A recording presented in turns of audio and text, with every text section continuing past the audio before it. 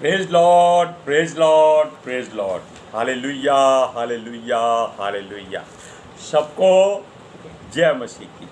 परमेश्वर, हमारा परमेश्वर, सारे जगत का, सारी सृष्टि का, सबका परमेश्वर, हर धर्म का, हर मजहब का, हर जाति का, हर कौम का, हर गरीब का, हर अमीर का, हर पति और पत्नी का परमेश्वर। हालेलुया।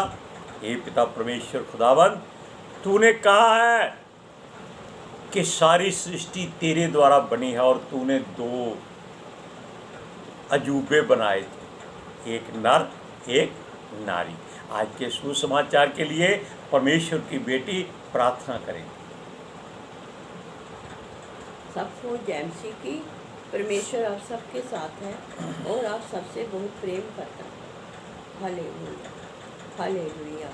महान परमेश्वर, सर्वशक्तिमान ईश्वर, जमीन आसमान दे मालिक ते खालिक, तुहाड़ा धन्नवाद, तुहाड़ा शुक्र करते हैं स्वामी, अज के सुंदर दिन लई, सुंदर समय लई, सुंदर सुबह लई पिता जी, जो साडियां जिंदगियां च बख्शी प्रभु, खुशियां ते आनंद दा दिन बख्शिया, तंदुरुस्ती दित्ती पिता जी, और अपने कदमां च बैठण लई अपना फजल बख्शिया प्रभु। ये सब तुहाडी दया, तुहाडी किरपा मेरे पिता परमेश्वर।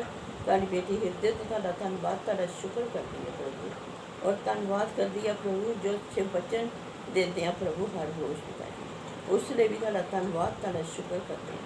हुण बेनती करदी पिता जी, हुण तुसीं अपने वचन के अनुसार साडे विचकार आओ और वचन पढ़ने प्रचार करने साडा मूँह बन के बोलो पिता जी, ताकि तुहाड़ा दिता वचन तुहाडी इच्छा के मुताबिक मेरे पिता परमेश्वर दुनिया की शोर तक पहुँचे।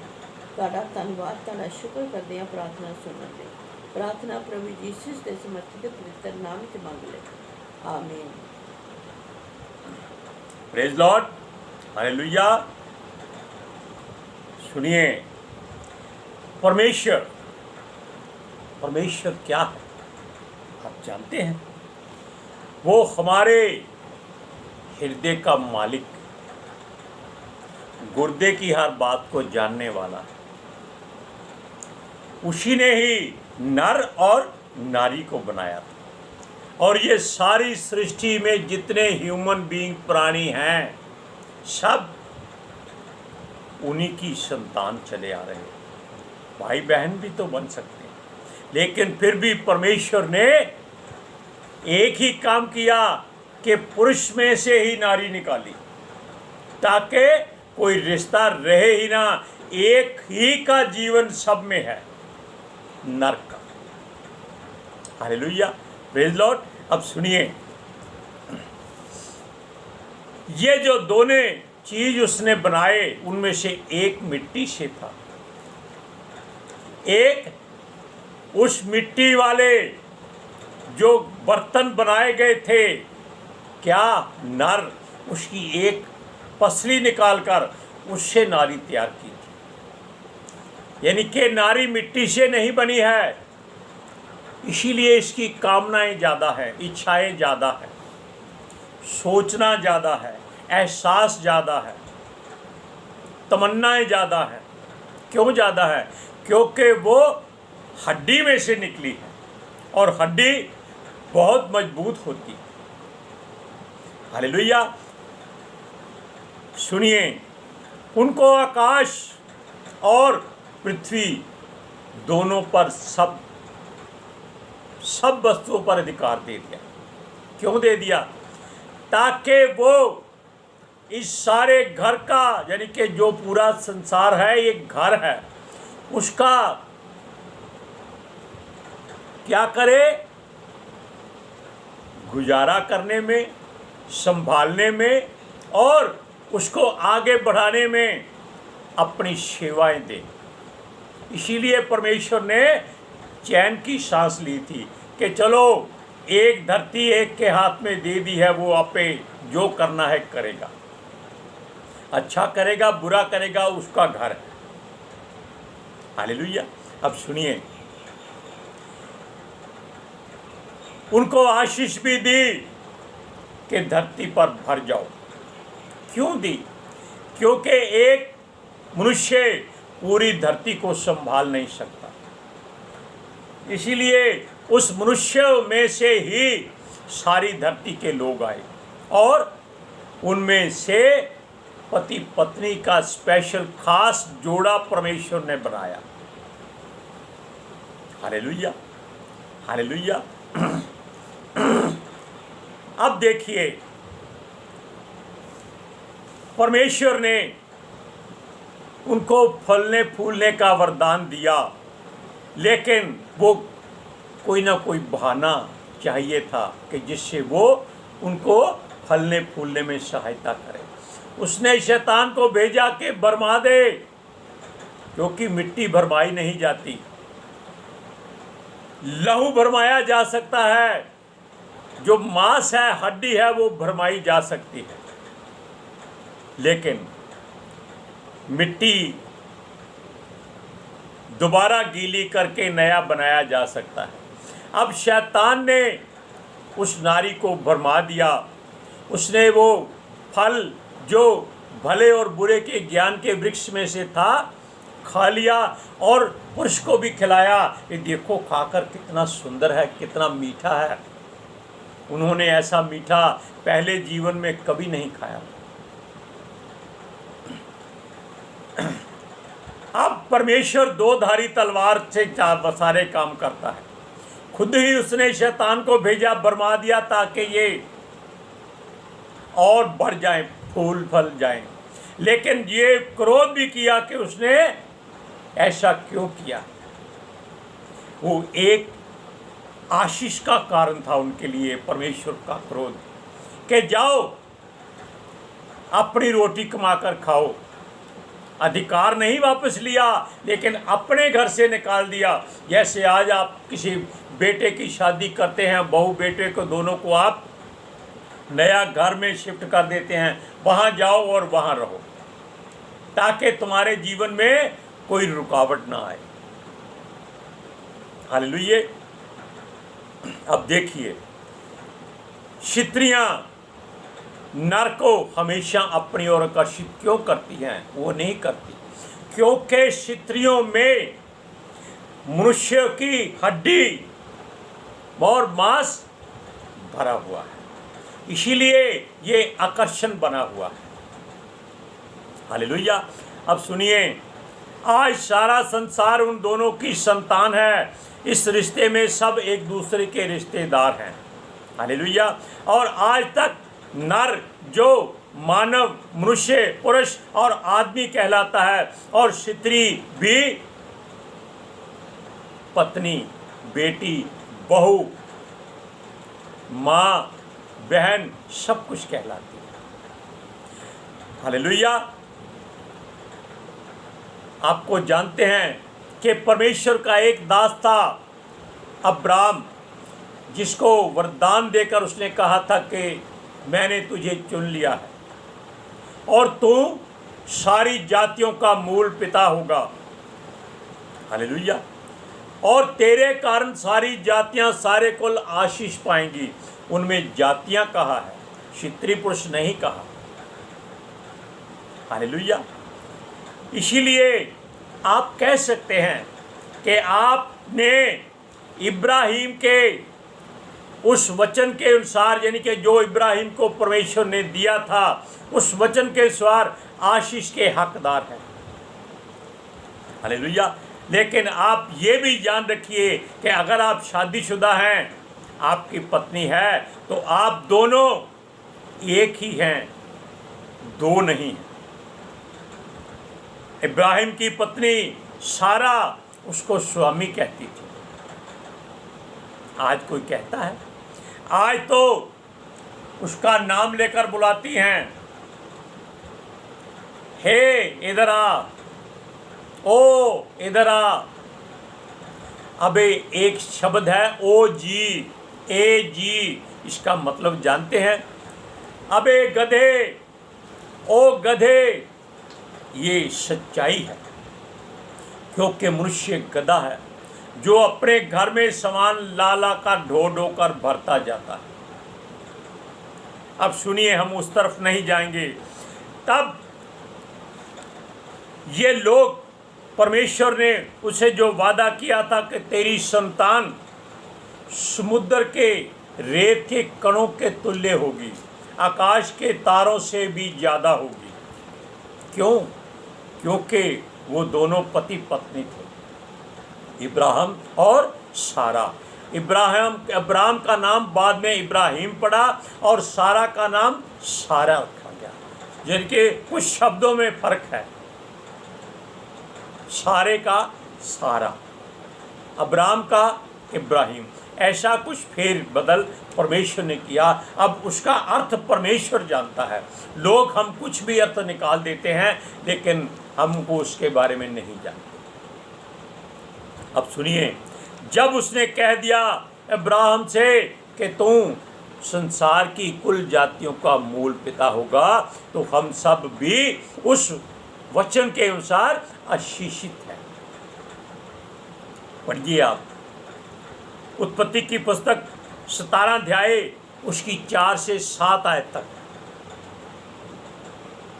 देख, मेरी वाचा तेरे साथ बंधी रहेगी, इसलिए तू जातियों के समूह का मूल पिता हो जाएगा। इसलिए अब से तेरा नाम अब्राहम न रहेगा, परंतु तेरा नाम अब्राहिम होगा, क्योंकि मैंने तुझे जातियों के समूह का मूल पिता ठहरा दिया है। मैं तुझे अत्यंत बलवंत करूँगा और तुझको जाति जाति का मूल बना दूंगा, और तेरे वंश में राजा उत्पन्न होंगे।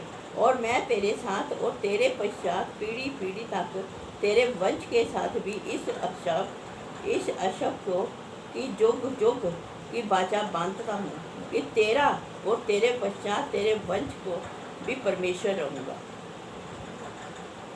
अब सुनिए, ये परमेश्वर ने वाचा बांधी थी, लेकिन आप जानते हैं कि उसने कहा कि तेरा वंश तेरा कुल चलेगा।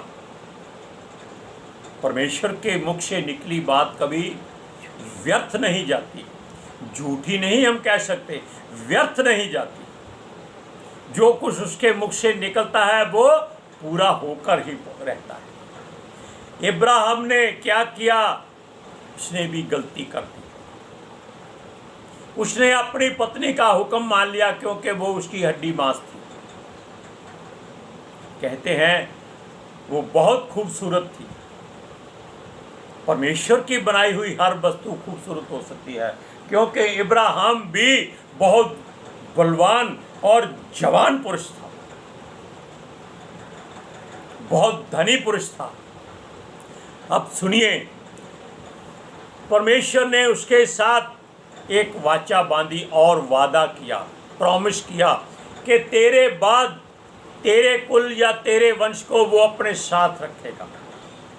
अब सारा संसार उसका कुल या वंश गिना जा सकता है, क्योंकि आशीष का कारण है। आज भी लोग कहते हैं, अगर 2-4 बच्चे हो जाएं जिनके पहले नहीं थे, वो कहते हमें आशीष मिली। गाड़ी बंगला मिल जाए तो कहते हमें आशीष मिली है। लॉटरी निकल आए तो कहते हमें आशीष मिली है। वो ये नहीं देखते कि हमारे हृदय में परमेश्वर है ही नहीं, आशीष कहाँ से मिलेगी। हालेलुया। अब सुनिए, क्षमा कीजिए, ये बातें छोटी मोटी नहीं है।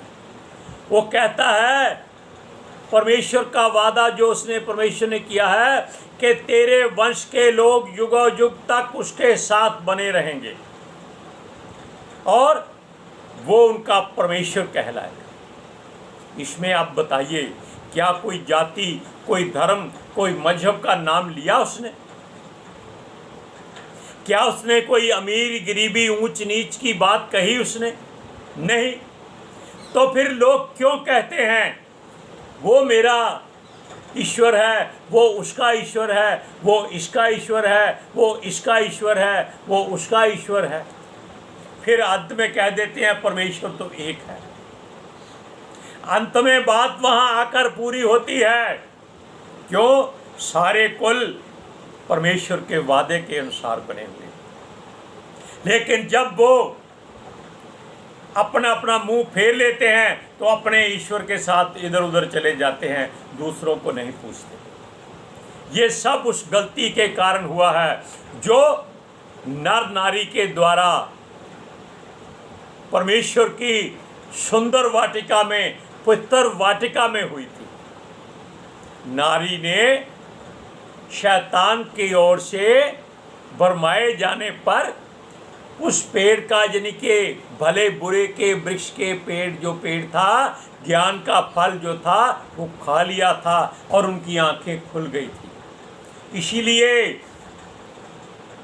उनके द्वारा ये सारी संतान अलग अलग ईश्वरों के ताज पे चलते हैं। हालेलुया।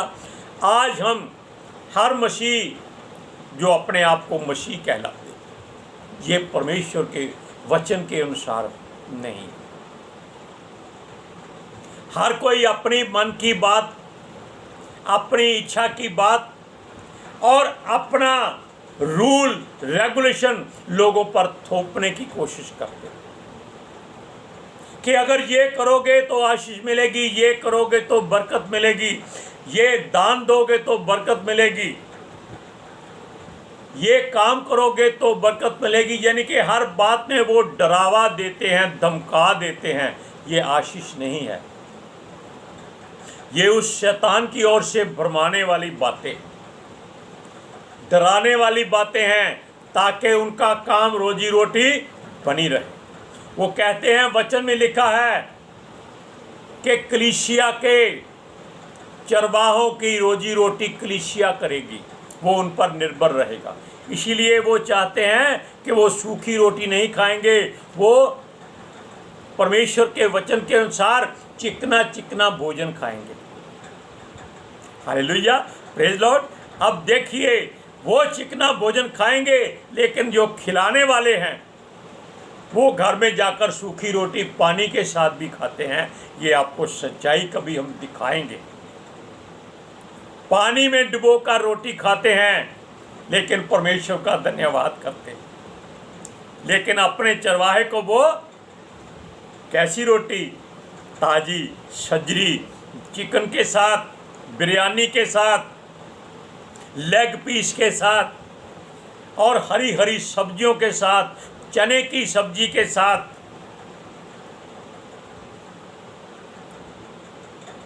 ऐसे खिलाते हैं जैसे वो परमेश्वर को खिला रहे हैं। ये उनके मन की भावना है, लेकिन जो खा रहा है उसके मन की भावना ये होती है, इतना खाना बढ़िया खिलाया, इसका मतलब है वो भी अच्छा मिलेगा। वो ये नहीं देखते कि उसके घर में कुछ है कि नहीं है, क्या ये वस्तुएं खरीदने के लिए उसी ने किसी से धन उधार तो नहीं लिया, किसी से पैसे तो नहीं मांगे। ये बात वो नहीं सोचते। वो कहते हैं तुम्हें आशीष परमेश्वर देगा। भाई तुम किस लिए चुने गए? अपनी जेब से पैसे निकालो, उसके घर में रखो कि ये लो, आपने परमेश्वर को खाना खिलाया है, ये परमेश्वर की ओर से आपको आशीष है, ताकि आप अगर कर्जा लिया है उसको उतार दो। आप जानते हैं यीशु मसीह ने कर दिया था, अपनी जेब से नहीं, स्वर्ग से मंगाया था। मछली के मुख से निकला था, पतरस लेकर आया था। हालेलुया। लेकिन ऐसा कोई नहीं सोचता। अब सुनिए, परमेश्वर के वचन के अनुसार जो कहा गया था, उसके कारण संसार की सब जातियां आशीष पाएंगी। उसकी जाति में से जरूर मसीह लोग, राजा लोग आशीष पाएंगे और पैदा होंगे। हर जाति, हर धर्म, हर मजहब इब्राहिम की संतान है। आप वचन को पढ़ सकते हैं, उत्पत्ति की पुस्तक 17वां अध्याय उसकी 8वीं आयत में।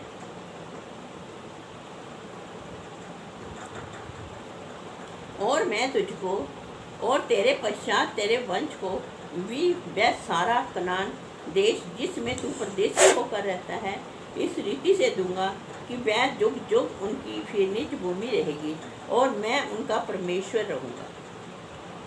लेकिन आज हम पति पत्नी के बारे में 2-4 शब्द आपको जरूर बताएंगे, क्योंकि मसला पति पत्नी का परमेश्वर की ओर से बनाया हुआ है। हालेलुया। सुनिए, आज के युग के लोग परमेश्वर के होते हुए भी संसार के बंधनों में फंसते जा रहे हैं, दलदल में धंसते जा रहे हैं, गड्ढों में गिरते जा रहे हैं और फिर पुकारते हैं परमेश्वर हमको बाहर निकाल। हम भी उनमें से एक हो सकते हैं, लेकिन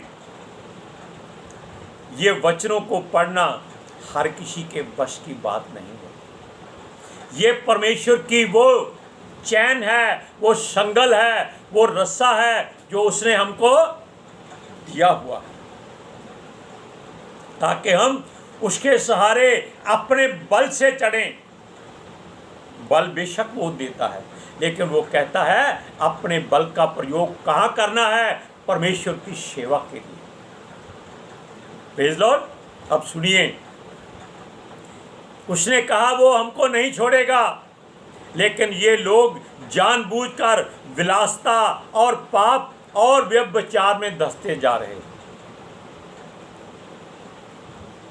प्रेज़ लॉर्ड। स्त्रियां अपने पति को स्वामी नहीं कहती, क्या कहती है? सरानी। सरानी का मतलब ओ गधे, ए गधे, ओ जी, ए जी। वो नाम लेती हैं।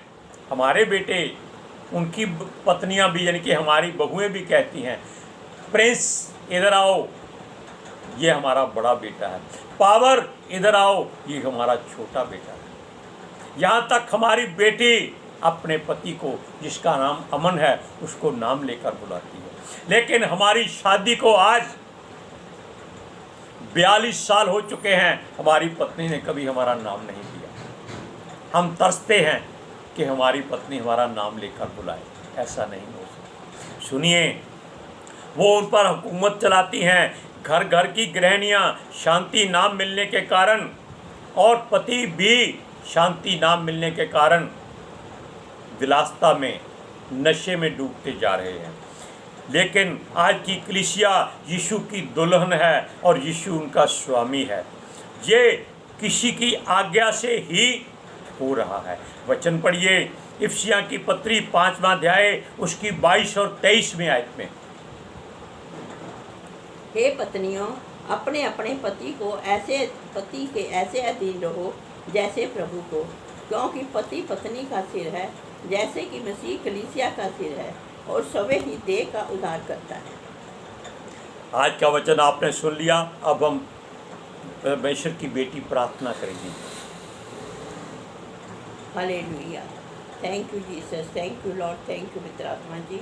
ਤੁਹਾਡਾ ਧੰਨਵਾਦ, ਤੁਹਾਡਾ ਸ਼ੁਕਰ ਕਰਦੇ ਹਾਂ स्वामी। सचमुच खुदा साढ़े विचकार आने ਲਈ वचन पढ़ने प्रचार करने साड़ा मूँह बन के बोलने ਲਈ पिता जी ਤੁਹਾਡਾ ਧੰਨਵਾਦ, ਤੁਹਾਡਾ शुक्र करते हैं।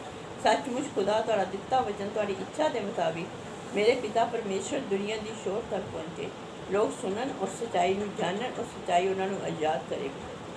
मैं ਤੁਹਾਡਾ ਧੰਨਵਾਦ, ਤੁਹਾਡਾ शुक्र करती हूँ, और ਤੁਹਾਡੇ बच्चे हमेशा प्रभु जीसस ਤੁਹਾਡੇ अनुग्रह और शांति बने रहे। आमीन। हालेलुया। सबको जय मसीह की।